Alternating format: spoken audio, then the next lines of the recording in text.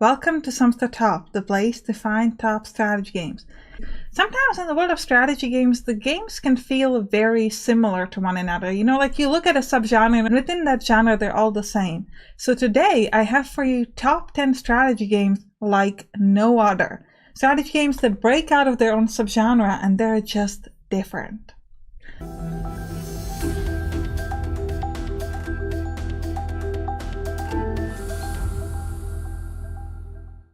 I'm going to start this off with File Under Kingdom. Now this is a twist on the city building genre, and it's a mix of city building and almost like a puzzle game. And also there's a really interesting story. And the way this works is that you're going to be building on a city on a very limited map.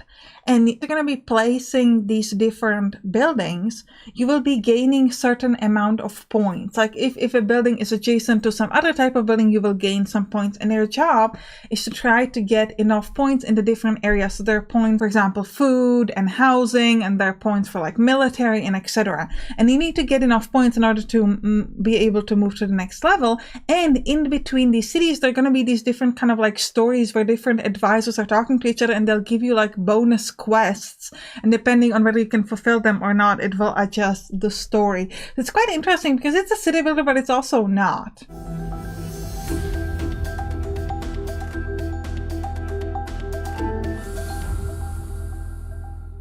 Now we're going to stay with the twist on the city building genre, and this time we're going to talk about Against the Storm. So this is a twist in a different direction. File Under Kingdom was more in the puzzle direction, and this one is going more into the roguelike direction. So this is combining a city builder with a roguelike element. So the way this works is that you're going to be building these new settlements over and over again, and you're going to be exploring different sort of sub areas of the map, which is pretty fun because there's like this fog, and then you have to discover it by cutting out the trees to get there. And you're going to have different building blueprints so that you're going to be able to build different types of buildings each turn. And you have to manage 3 different species: humans, beavers, and lizards, and they all have their own desires, preferred food, and etc. And you have to make sure that you keep them happy. And what's really cool is that you will even be able to trade with some of the previous cities that you've built.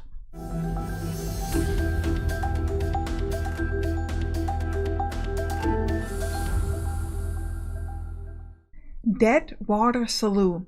So Dead Water Saloon is like a 2 types of gameplay kind of game. The main part of gameplay is that you're going to be managing a saloon. So it's essentially a tycoon game where you're a saloon owner. You're going to be building your saloon. You're going to be managing your employees, making sure that you gain enough money, and etc. And then the second type of gameplay is that you actually have your own character, and you can communicate and form relationships with other people, and you can try to steal from them. You can even murder them, I believe. And there's like all sorts of stuff you can do.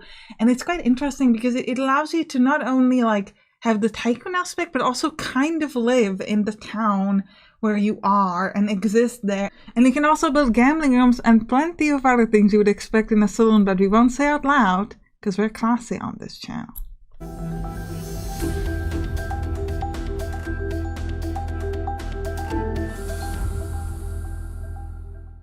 Strategy games can often feel incredibly complex. There are always so many different choices on what you can do in a strategy game and how. But what if that wasn't the case? What if there was a game that only gave you 2 choices? You can go to the right or you can go down. No other option. That's what right and down is about. So this is kind of like a twist on like a roguelike. So you're moving on this tile-based grid, and you can only choose to go to the right or to down. And if you step on an enemy, you auto-kill them. But as you step on them, they do damage to you. And you have these skills which allow you to activate some power. So you activate a skill if you move in the right combination. For example, you have to move down and twice to the right or something like that. And that will activate this power, which will typically do damage to enemy or things like that. So it's just quite an interesting sort of minimalist approach to a game.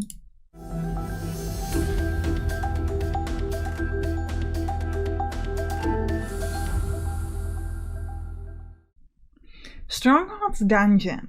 This is a very interesting game. This is like a game where you are essentially playing on a slot machine, and as you're playing, you're rolling certain items from your deck. It's called a deck, so it's kind of like a deck builder, but the cards are sort of not cards because you can draw them in a slot machine, but let's call them cards. So you can draw these cards on the slot machines, and these cards typically give you gold or give you some kind of an effect or deal damage to an enemy. And you have a limited amount of spins, and if you run out of spins, you die. And it's a really interesting, I would say, like, twist on the typical deck builder genre, because the cards are not really cards and it's like a slot machine system. So yeah, if you're looking for something different, this could be interesting to you.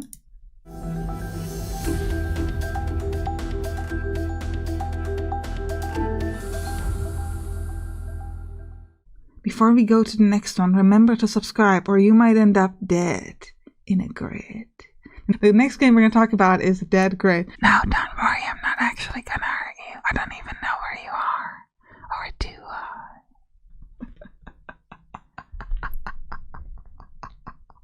I? Alright, Dead Grid. Dead Grid is honest this because it doesn't quite play as a deck builder or a turn-based tactical game. It's kind of like a mix of both. It's a card-based strategy game set in a post-apocalyptic world where the way the combat works is that you're sort of you can choose like your approach. You can try to go silent, keep the noise down, draw the enemy one by one, or you can go loud and face them full force. And since you're going to be doing these different attacks, it might sort of increase the noise, which makes more enemies come. And there's a huge variety of different items.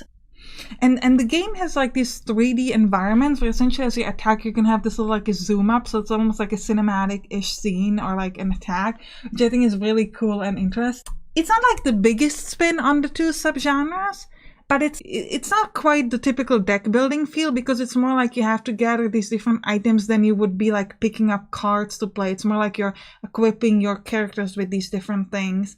But it's also not like a turn-based tactical game in the sense that you like focus so much on positioning. Like it's really like a mix of both, and it gives that sort of like a unique feeling of playing a game that's a little bit different than the other ones that you've played, and you're going to be sort of exploring during different events and etc. And it's a really cool game. I like it.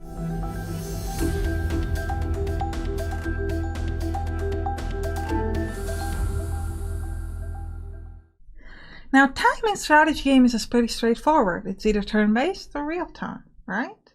But what if there was a game that was a little bit of both? Specifically, we're going to talk about Prosecuted, which is a game that feels like a turn-based game, looks like a turn-based game, plays like a turn-based game, but ain't. It's technically real-time with pause. So the idea with this game is that you're a rabbit escaping a Colorado convict camp, and you're going to be moving around the map trying to gather resources and build some things and just survive. You're going to be interacting with different sites to sort of maybe get water or build certain things or craft equipment and etc. And the game is played in real time, but it's always paused unless you are doing something. So for example, the way the combat works is that if you're attacking, your attack takes a certain amount of time, and the enemy has their own timer. For example, they attack every 7 minutes, and then if your attack takes 5 minutes, it will sort of get subtracted for that, and if it gets to 0, they will attack you. And it's just such an interesting concept, because it's not really it's like a turn-based game, but each turn takes a different amount of time, which can be quite sort of mind-bending a little bit, and I love that about this game.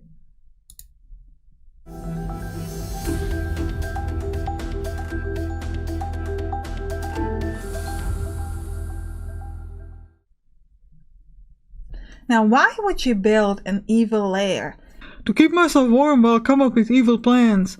To have space for all my prisoners and those meddling heroes. I mean, mostly to show off in front of the competition. Now, Chambers of Devious Design is such an interesting game. Kind of like, I guess it's like a base building game, but it's quite unusual. The idea here is that you have to build your lair, and you have to build it better than some of the other people who are building their own lairs. And you're taking turns and placing these different rooms, and each room gives you points based on sort of like other rooms that are around and different. And you can also get bonus points for different criteria, like having enough on a specific type of a room. And because you're taking turns, you can place a room so that the other player can place the room there one. And it's quite interesting. There are also cannons that allow you to do damage to different rooms. And it's a pretty interesting idea of a game, quite different than a lot of other strategy games.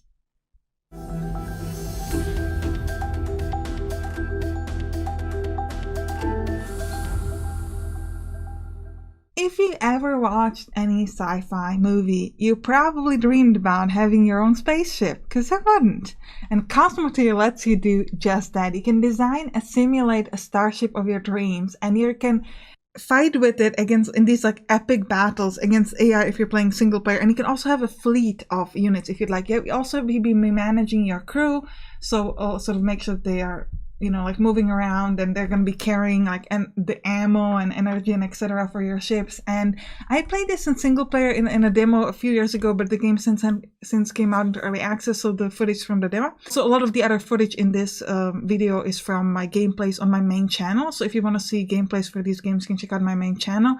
And it also means that some of these might be slightly outdated, because it's from the gameplay for when I played it, obviously. But what I'm trying to say is that this particular game, you can also play it against other players, but also with other players. So it can be a co-op or a PvP.